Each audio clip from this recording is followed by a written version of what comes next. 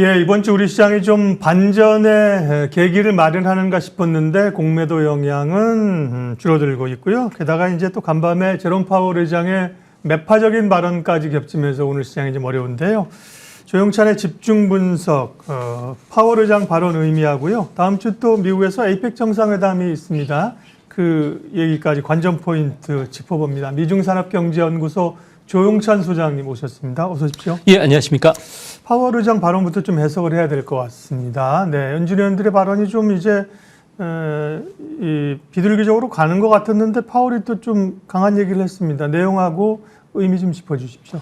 네, 오늘 제롬 파월 의장이 인플레이션을 2%까지 낮추기 위해서 추가 금리 인상을 준비돼 있다고 발언을 했는데요. 아무래도 이 내용은 두 가지 의미를 갖고 있다고 보여집니다. 시장이 오판할 위험을 경고하기 위해서고요. 두 번째로는 물가를 서둘러서 낮추지 않으면 금융시장에도 악영향을 미칠 수 있는 이제 그 한계점에 도달했다는 겁니다. 당장 10년물 국채 수익률 같은 경우에는 10월 초만 하더라도 5%까지 올라왔는데요. 최근에 미국의 여러 가지 주택이라든지 경기 하락과 관련된 지표들이 나오면서 4.4%까지도 떨어지기도 했었습니다. 이제 문제는 11월과 1월 달에 그 미 재무부가 그 발행을 예고했던 국채 발행 계획 같은 경우에도 시장 예상을 하회하면서 그래프를 좀 보여주시면 좋겠는데요. 미국 국채 시장의 국채 선물 포지션을 보면요. 10년물 같은 경우에는 중장기 투자가들이 해지용으로 들어오긴 하지만 이 물량 같은 경우에도 무려 40만 장 정도 매도 물량이 좀 쌓여 있다는 겁니다. 여기에 단기 투기꾼들이 몰려 있는 2년물 같은 경우에는 130만 장 정도 쌓여 있는데요. 이 때문에 앞으로 경제 지표라든지 그리고 연준 임원들의 그 매파적인 발언이 나온다면은 포지션 정리에 따라서 국채 시장이 크게 요동칠 수가 있고요. 이렇게 되면은 자연적으로 주식시장의 변동성도 커질 수밖에 없다는 겁니다. 이제 앞으로 당분간 시장에서는 내년 말까지 연준이 93bp 정도 금리 인하를 예상을 하면서 이런 선물 매도 포지션이 쌓여 있는데 이거와 정반대 역류 그 현상들을 설명하는 내용들이 나왔을 경우에는 주시장에는 진짜 그야말로 선물 시장이 먼저 움직이면서 꼬리가 몸통을 흔드는 웹도덕 현상이 앞으로도 계속 일어날 가능성이 있지 않나 이렇게 보여집니다. 네. 그러게 말입니다. 계속해서 이제 금리 인상은 끝난 것 같다는 시각이 팽배함에도 불구하고 제롬 파월은 좀 고삐를 쬐고 있습니다. 미국의 기대감은 뭐 연말 산타랠리 기대감 가운데 하나가 이제 소비에 대한 기대감 아니겠습니까? 연말 소비 시즌인데 소비 여력이 충분하다는 시각도 있고 한편으로는 개인 소비가 좀 위축되고 있는 경고음도 들리고 있다. 그거는 무슨 말입니까? 네, 아무래도 미국 같은 경우에는 경제 지표들이 생각보다 조금 안 좋아지고 있는데요. 그중에 가장 큰 지표가 미국의 개인 소비와 관련된 적신호가 지금 켜지고 있다는 겁니다. 바로 3분기에 미국의 신용카드 연체율이죠. 30일 이상 연체율을 보면 8%까지 급등을 했는데요. 2011년 이후에 10년 만에 가장 높은 수치라고 합니다. 이제 우려스러운 점은 블랙 프라이데이를 앞두고서 가장 주력 매수층이라고 할 수 있는 18세부터 29세 그리고 39세 이하의 젊은 층들을 보면은 이들의 그 연체율이 상당히 급등하고 있는 모습을 보여주고 있는데요.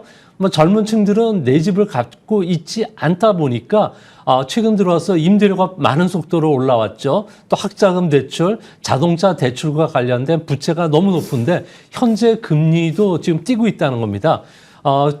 주요 그 대출 창구인 카드론 대출 같은 경우에는 8월 기준으로 해서 연율로 21%까지 치솟았고요. 과거 최고 수준까지 치솟음에 따라서 미국 전체 카드 채무 잔액이 무려 1,417조 원 정도가 된다고 합니다.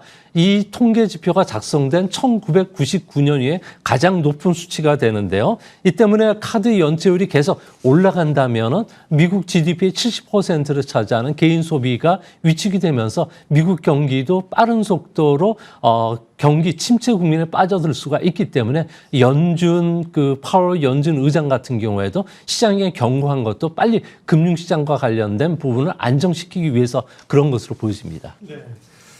젊은 층들은 뭐 미국이나 한국이나 다들 살기가 팍팍하셔서 소비 여력이 많지 않습니다. 그래도 이제 뭐 중장년층 쪽에서 소비가 좀 일어날 수 있지 않을까요? 블랙 프라이데이가 11월 이제 말인가요? 뭐 특수를 그럼 기대하기 어렵다는 말씀이세요? 네, 그렇습니다. 지금 현재 내일 있을 중국의 광분제 같은 경우에도 네. 매출이 그렇게 크게 기대가 되지는 않고 있고요. 우리나라 같은 경우는 세일 페스타를 하고 있지만 여전히 매출과 관련된 호신호는 지금 나오질 않고 있습니다. 미국인들 같은 경우에도 돈을 쓰고 싶어도 돈이 없다는 건데요. 카드 채무 잔액이 조금 전에 말씀드렸듯이 1,417조 원 정도가 되고요. 카드뿐만 아니라 자동차, 모기지까지 합친 전체 채무 같은 경우에는 2,711조 원 정도가 된다고 합니다. 이 때문에 모기지 평균 금리가 현재 7% 중반이고요. 또한 카드론 금리 같은 경우는 연율 기준으로 21%나 달한다고 합니다. 이 때문에 이번에 블랙 프라이데이 같은 경우에도 과거처럼 폭발적인 세일 행사들이 있긴 하지만 절약형 소비라든지 합리적 소비 형태로 전개될 가능성이 높은데요.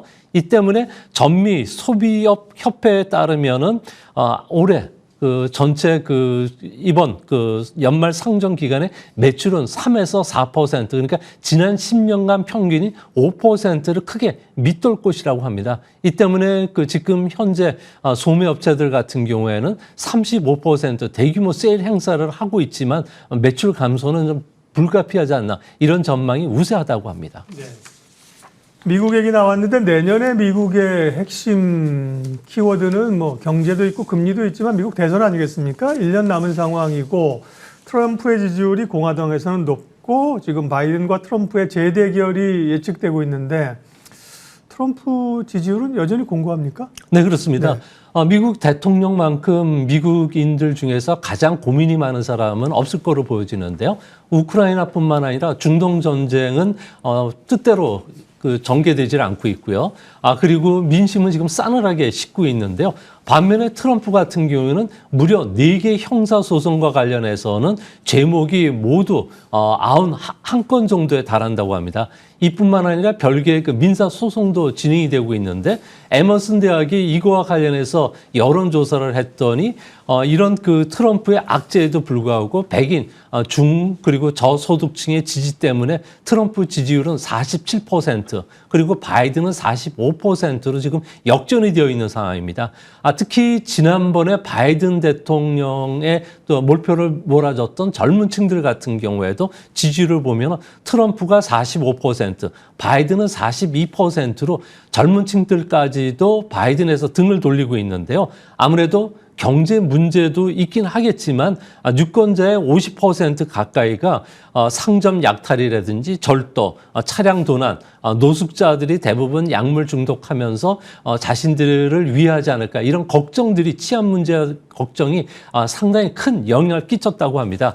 이 때문에 지난 달에 81세 생일을 맞았던 바이든과 관련된 고령 문제도 지금 제기가 될 가능성이 큰데 아무래도 바이든이 이런 민심과 관련된 순발력 있는 대응을 못하는다는 점에서 미국 안에서도 현재 민주당의 대권 주자를 교체해야 된다는 여론이 지금 급부상하고 있다고 합니다.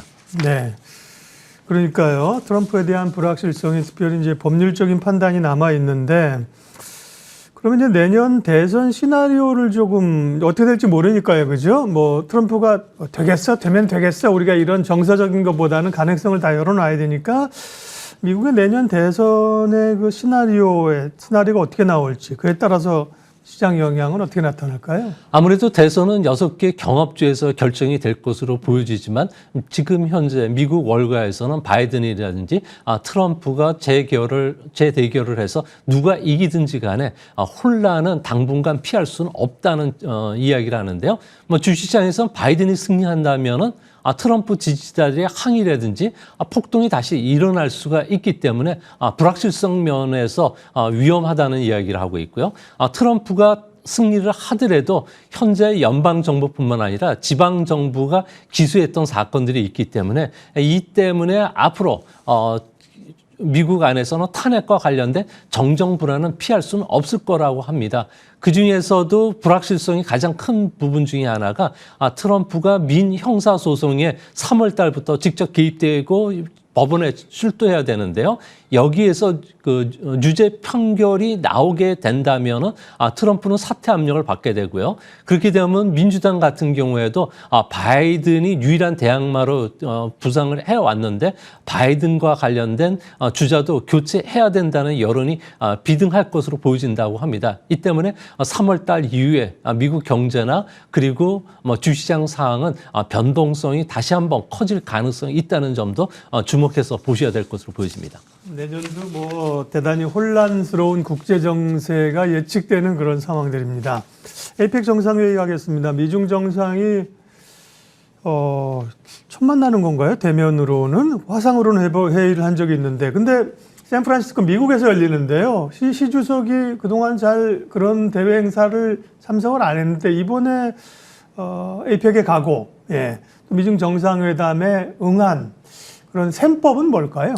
네, 그 바이든 대통령과 시진핑은 작년 11월 인도네시아에서 에펙 정상 기간 동안에 한번 잠깐 만난 적이 있고요. 또 시진핑 그 상기 들어서는 시진핑 같은 경우에는 해외 순방에 상당히 소극적인 모습을 보여왔습니다. 아무래도 이런 상황 속에서 경제 상황이 지금은 생각보다 더 나쁜 상황으로 흐르고 있고요. 또 외교나 군사적인 충돌과 관련해서 위험이 고조가 되고 있기 때문에 현재 시진핑과 트럼프의 그 회담이 성사된 것은 아닌가 보여지는데요.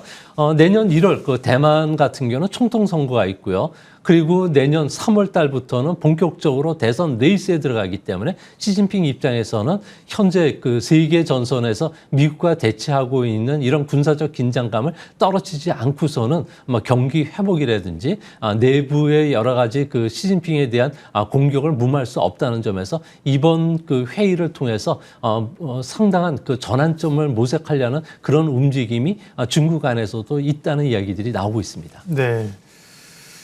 그러면 어떤 얘기들을, 사실 미국과 중국 간에 뭐 사이가 지금 좋지 않은 상황이고 미국은 계속해서 반도체나 이런 걸 좀 압박하고 있는 흐름들 아니겠습니까? 그러면 이번 정상회담에서 이제 그 미리 좀 조율들이 있었는데요. 어떤 의제들이 좀 다뤄질까요, 이슈는요? 네, 지난주에 왕이와 블링컨 국무장관 간의 회담이 있었는데요. 이때 6시간 동안 회담하면서 블링컨이 상당히 놀랐던 점은 시진핑 주석이 골프를 치지 않으니까 산책을 하면서 중동 문제, 그리고 중국해 문제, 그리고 사이버 공격, 풍선 스파이 사건과 관련해서 좀 풀어보자는 이야기를 했는데 중국 측이 강력하게 아무런 대화 없이, 사전 협의 없이 대화에 대해서는 거부를 했다고 합니다. 아무래도 하나의 중국 원칙이라든지 우주 강국, 해양 영토 확장과 관련해서는 핵심적인 이익에 해당이 되기 때문에 시 주석도 함부로 건드릴 수가 없기 때문에 회담을 했을 경우에 양보를 할 수 없기 때문에 그렇고요. 또한 시진핑 같은 경우는 고지식할 정도로 융통성이 없는 성격이라고 합니다. 이 때문에 돌발 사태가 터졌을 경우에 대응 능력이 떨어지게 되는데요. 아무래도 미국 대통령이 시 주석에 대해서 뭐 즉석 연설이라든지 윤 대통령이 했던 것처럼 노래를 요청했을 경우에 아무래도 시 주석 같은 경우는 썰렁한 개인기를 보여줬을 경우에는 황제의 권위가 있다는 점도 아마 고려가 되지 않았나 이렇게 보여집니다. 네. 만찬하다가 노래하라 그러면 파국이죠, 파국. 그렇게 보면 사실은 뭔가 좀 잘 풀리길 바라지만 만난다는 것 이상의 실질적인 어떤 합의나 뭐 내용을 도출될 수 있을까, 이런 좀 우려감이 있어요. 어떤 성과를 낼지 하고요. 중요한 거는 사실은 양국 재무장관이 만났습니다. 그렇죠? 경제적인 분야에 있어서 좀 장관급에서 뭔가 좀 얘기가 좀 해결될 게 있었을지, 경제 문제가 풀리지, 이게 사실은 저희들 입장에서 더 궁금합니다. 마무리해 주십시오. 네, 뭐 정상회담과 관련해서는 뭐 중국은 대만 문제와 관련해서는 일체 양보하지 않겠다는 이야기를 하고요. 또 반도체 수출 규제라든지 디리스킹과 관련된 문제와 관련해서 강력하게 항의를 한다고 합니다. 하지만 미국 입장에서는 들어줄 수가 없는 상황이기 때문에 중국 쪽에서는 기후변화와 관련된 미국과의 협력 문제, 그리고 남중국해에서 군사적 충돌을 방지하기 위해서 군사 대화 재개를 드디어 시작을 한다고 합니다. 이렇게 되면 영내 그 군사적 긴장감이 떨어지면서 우리나라에도 좀 좋지 않을까 보여지고요. 또한 이번에 재무장관과 그 중국의 경제 그 부총리 간의 만남과 관련해서는 미국 쪽에서는 시장 규제 완화, 그리고 시장 진입 장벽을 좀 낮춰달라, 그리고 미국 기업을 겨냥한 강압적인 태도와 관련해서는 중국이 좀 수정을 요구할 것으로 보여지고요. 또한 중국 입장에서는 미국과 함께 대테러 자금 차단 문제, 기후변화, 개발도상국 지원과 관련된 합의를 이룰 것이라고 합니다. 그동안에 서로 으르렁거렸던 두 나라가 군사나 경제 쪽에서 이제 대화물꼬가 튼다는 점에서 동북아 긴장 완화에도 큰 도움이 되지 않을까 생각이 됩니다. 네, 미중 정상이 만나는 건 큰 의미가 있지만 그다음에 또 기대할 점도 소장님 말씀해 주셨지만 전체적인 얘기를 들으면 좀 겉돈다? 네, 의제들이 그죠? 그런 생각을 갖게 됩니다.